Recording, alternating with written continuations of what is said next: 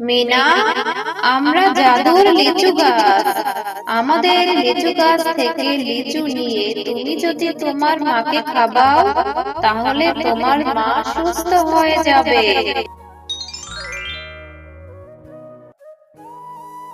মা, মিনা, আমি একটু বাজারে যাচ্ছি রে মা।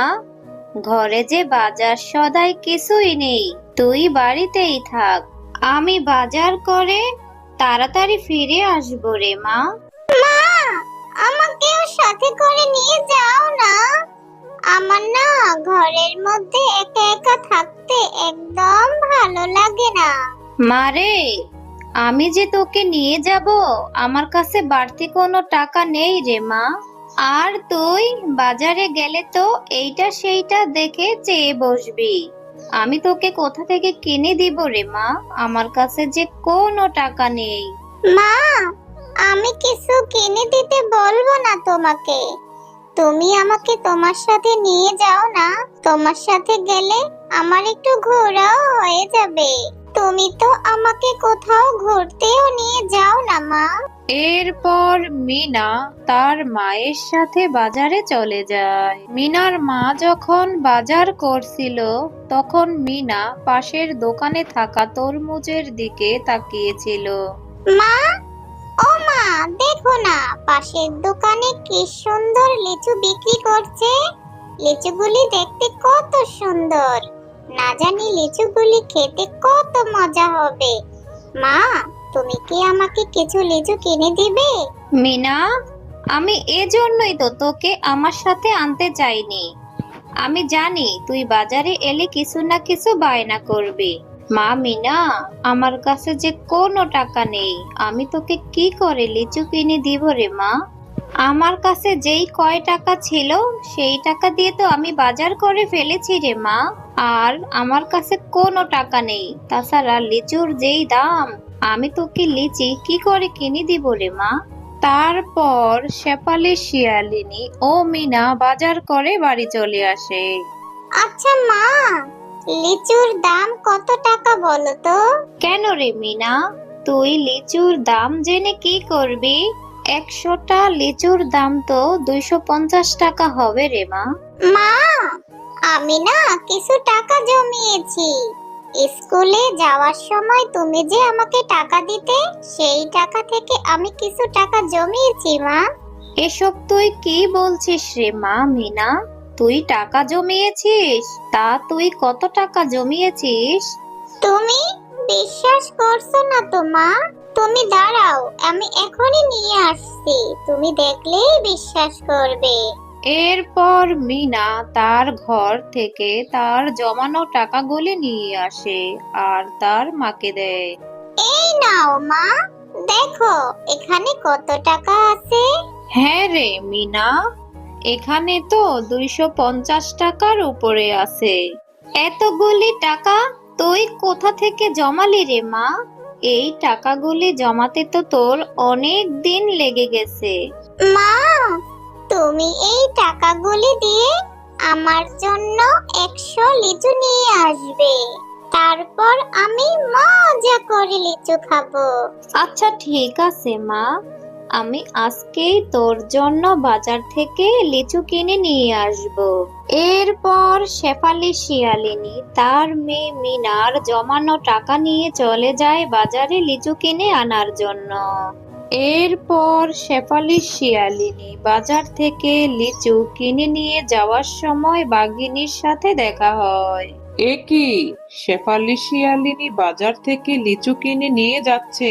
দেখি তো ব্যাপারটা। এই শেফালি, কিরে, এই লিচুগুলি নিয়ে এত তাড়াতাড়ি কোথায় যাচ্ছিস? এই তো বাঘিনী ভাবি, আমি লিচু কিনে নিয়ে যাচ্ছি আমার মেয়ে মিনার জন্য। আমার মেয়ে মিনা লিচু খাওয়ার জন্য বায়না করেছিল, তাই তার জন্য লিচু কিনে নিয়ে যাচ্ছি। হ্যাঁ রে শেফালি, খেয়ে দিয়ে তো ভালোই আছিস। তা তুই কি তোর বৃদ্ধা মায়ের কোনো খোঁজ খবর রাখিস? শুনেছি তোর মা নাকি ভীষণ অসুস্থ। তোর মা নাকি তোকে দেখতে চেয়েছে। এটা তুমি কি বলছো বাঘিনী ভাবি? আমার মা অসুস্থ? আমি এক্ষুনি যাচ্ছি আমার মায়ের সাথে দেখা করতে। কিন্তু এই লিচুগুলি তো আমার মেয়ে মিনার কাছে পাঠাতে হবে। আমার মেয়ে মিনা অনেক আশা করে বসে আছে লিচু খাবে বলে। আমি বরং আগে গিয়ে এই লিচুগুলি আমার মেয়ে মিনার কাছে দিয়ে আসি, তারপর আমি আমার মায়ের কাছে যাব। তুই কোনো চিন্তা করিস না শেফালি, তুই বরং এই লিচুগুলি এখানে রেখে যা। আমি মিনার কাছে লিচুগুলি পাঠানোর ব্যবস্থা করছি। তুই বরং তাড়াতাড়ি তোর মায়ের কাছে যা। তোর মায়ের যদি কিছু হয়ে যায় তাহলে তুই নিজেকে কখনোই ক্ষমা করতে পারবি না। তুমি অনেক ভালো গো বাঘিনী ভাবি। ঠিক আছে, লিচুগুলি আমি এখানে রেখে যাচ্ছি। লিচুগুলি তুমি আমার মেয়ে মিনার কাছে পাঠানোর ব্যবস্থা করে দিও। আমি আমার মাকে তাড়াতাড়ি দেখে আসি। এরপর শেফালি শিয়ালিনী লিচুগুলি বাঘিনীর কাছে রেখে সেখান থেকে তার মায়ের কাছে চলে যায়। মা, তুমি কেমন আছো? তোমার শরীরটা ভালো আছে? বাঘিনী ভাবি বলল তুমি নাকি অনেক অসুস্থ, তাই তোমাকে দেখতে আমি চলে এলাম। হ্যাঁ রে মা, ভালো আছি। আমাকে দেখতে এসেছিস, ভালো করেছিস। তা তুই আমার দিদি ভাইকে কেন নিয়ে এলি না রে মা? আর আমি তো অসুস্থ হইনি, আমি তো ঠিকই আছি রে মা। মা, তুমি তো ঠিকই আছো, তাহলে বাঘিনী ভাবি আমাকে মিথ্যে কথা কেন বলল? মা, আমার এখন বাড়িতে যেতে হবে, আর ওইদিকে মেয়েটাকেও একা রেখে এসেছি। আমি বরং পরে এসে মিনাকে নিয়ে তোমাকে দেখে যাব। আমি এখন যাই মা। ঠিক আছে মা, তুমি যাও, পরে আমার দিদি ভাইকে নিয়ে এসো। তোমার আসতে এত দেরি হলো কেন? তুমি না টাকা নিয়ে গিয়েছিলে লিচু কিনে আনার জন্য? তাহলে তুমি লিচু কিনে আনোনি কেন? কেন রে মা মিনা, তুই কি লিচু খাসনি? আমি তো বাঘিনী ভাবির কাছে লিচু দিয়ে গিয়েছিলাম। তোকে কি বাঘিনী ভাবি লিচু দেয়নি? না মা, আমাকে তো কেউ লিচু দিয়ে যায়নি। আমি তো সেই কখন থেকে উঠোনে বসে আছি তোমার জন্য। আমাকে তো কেউ লিচু দিয়ে যায়নি মা। তুমি লিচু নিয়ে আসবে আর আমি মজা করে খাবো। এখন তো মনে হচ্ছে বাঘিনী ভাবি মিথ্যে কথা বলে লিচুগুলি নিজেই খেয়ে ফেলেছে। থাক মা, তুই মন খারাপ করিস না। আমি টাকা জমিয়ে তোকে আবার লিচু কিনে দিব। আচ্ছা ঠিক আছে মা, লিচু তো খাওয়া হলো না, তাহলে আমি মাঠে গিয়ে বন্ধুদের সাথে খেলা করে আসি। ঠিক আছে, যা। তবে সন্ধ্যা হওয়ার আগে বাড়ি ফিরে আসবি।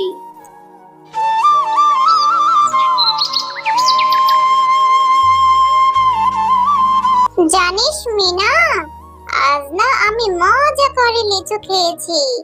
আমার মা আমার জন্য বাজার থেকে লিচু কিনে এনেছে। কি বলছিস টয়া, তুই লিচু খেয়েছিস? আমার না লিচু খেতে ভীষণ ইচ্ছে করছিল। চল টয়া, আমরা এখন বাড়ি ফিরে যাই, এখন তো সন্ধ্যা হয়ে গেল। এরপর খেলা শেষ করে মিনা ও টয়া একসাথে বাড়ি চলে আসে। মিনা বাড়ি ফেরার পথে টয়াদের বাড়ির সামনে কিছু লিচু ও লিচুর বীজ পড়ে থাকতে দেখে। টয়া, তোরা লিচু খেয়ে লিচুর বীজ ও খোসা এখানে ফেলে রেখেছিস। আমি তাহলে এগুলি বাড়ি নিয়ে যাই। ঠিক আছে রে মিনা, তাহলে তুই এগুলি নিয়ে যা। আমার মা তো এগুলি এমনিতেই ফেলে দেওয়ার জন্য এখানে রেখেছে। তারপর মিনা সেই খোসা ও বীজগুলি এনে তাদের বাড়ির উঠোনে রোপণ করে দেয়। কি রে মিনা, তুই এখানে কি রোপণ করছিস? আর এই খোসা আর বীজগুলি তুই কোথায় পেলি? মা, আমি যখন টয়াদের বাড়ির সামনে দিয়ে আসছিলাম, তখন টয়াদের বাড়ির সামনে এই খোসা ও বীজগুলি পড়ে থাকতে দেখি। ওখান থেকে বীজগুলি এনে এখানে রোপণ করেছি। আমাদের বড় একটি লিচু গাছ হবে, আর সেই গাছ থেকে লিচু আমি মজা করে খাবো। এখন আমি বেশ বুঝতে পেরেছি, আমার কিনা লিচুগুলি খেয়ে বাঘিনী ওখানে বীজ এবং খোসা রেখে দিয়েছে। সেই বীজগুলি তুলে এনে এখানে রোপণ করেছিস। কিছুদিন পর সেই বীজ থেকে একটি সুন্দর চারা গাছ হয়, আর মিনা সেই চারা গাছটার অনেক যত্ন নিতে থাকে। আর এইভাবেই কয়েক মাস কেটে যায়। কয়েক মাস পর সেখানে একটি সুন্দর বড় লিচুর গাছ হয়। সেই লিচু গাছে অনেকগুলি লিচু ধরে আছে। মা, আমাদের লিচু গাছে কত লিচু ধরেছে। এখন থেকে আমি রোজ লিচু খেতে পারবো। হ্যাঁ রে মা, তাই তো দেখছি। এত বড় লিচু গাছ আমি জীবনেও দেখিনি। আল্লাহ নিশ্চয়ই আমাদের সহায় হয়েছে রে মা। হ্যাঁ শেফালি শিয়ালিনী, তুমি ঠিকই বলেছো। তোমার এই ছোট্ট মেয়ে মিনা এই গাছটির অনেক যত্ন করেছে, তাই সৃষ্টিকর্তা তোমাদের রহম হয়েছে। এই গাছের লিচু কখনোই শেষ হবে না। তোমরা এই গাছের লিচু যত ইচ্ছা তত পেরে খেতে পারো, আবার বাজারে নিয়ে বিক্রিও করতে পারো। ও মা, কি সাংঘাতিক ব্যাপার! এই গাছ তো দেখি জাদুর গাছ। আচ্ছা ঠিক আছে জাদুই গাছ, আমরা তোমার লিচু গাছ থেকে লিচু পেড়ে খাবো ও বিক্রিও করব। তারপর থেকে শেফালি শিয়ালিনী সেই গাছ থেকে লিচুগুলি বাজারে বিক্রি করতে থাকে। আরে শেফালি, তুই এতগুলি লিচু কোথায় পেলি? তুই কি লিচুর ব্যবসা শুরু করেছিস নাকি? এরপর শেফালি শিয়ালিনী সরল মনে বাঘিনীকে সব কথা খুলে বলে। মিথ্যে কথা বলার জায়গা পাস না, হ্যাঁ? নিশ্চয়ই তুই এই লিচুগুলি চুরি করেছিস। তার